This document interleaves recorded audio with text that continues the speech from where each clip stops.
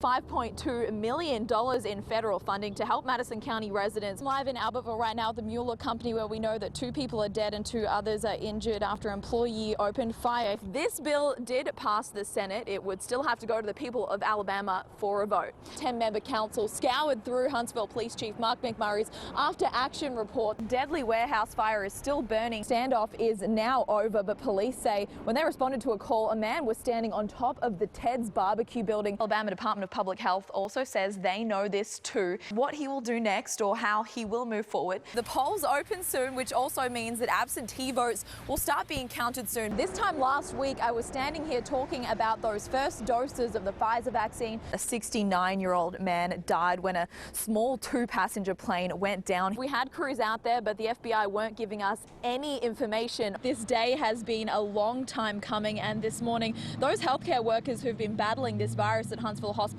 for months now will be the first to receive the Pfizer COVID-19 vaccine. This monument was the centerpiece this year of protests, of vandalism, of local politics. Only 7% of the state's intensive care unit beds were available on Thursday morning. Fog up here is just very, very thick. It's super hard to see. If you can look where this fire truck is right now, I can see it because it's close, but in the distance you can't see. Something I did want to show you and just reference to you, I pushed away some of the snow, and if we zoom in here, Yvette is behind the camera this morning. If she zooms in, you can see that this is just straight ice. When we stepped out of our car, it was like we were ice skating. What looks like snow on the road is just hard ice. This is as far as we can get. We're at the bottom of Brindley Mountain.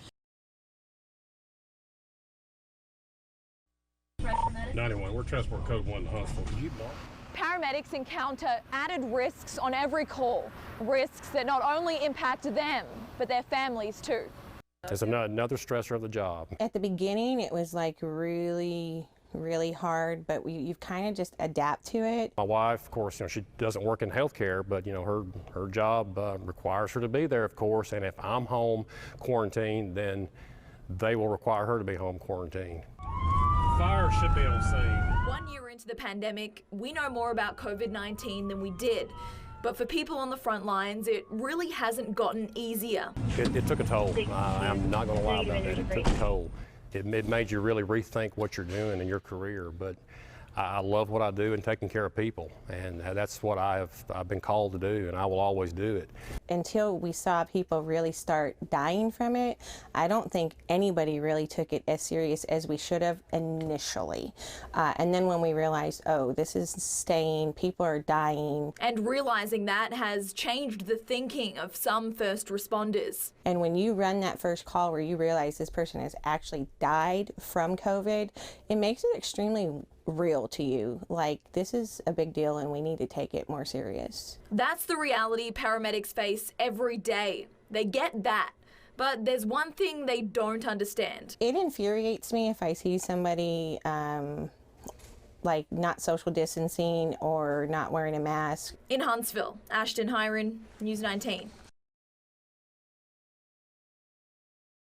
News 19's Ashtyn Hiron joins us live this morning. And Ashtyn, this report has been a long time coming.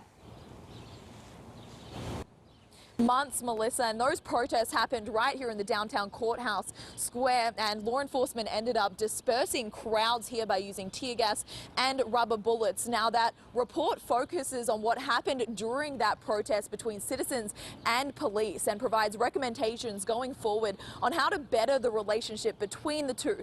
Now, the report, which will be presented at the next City Council meeting on April 22nd at 5:30 at the Huntsville City Council chambers. It is open to the public and is expected to be a full and long meeting.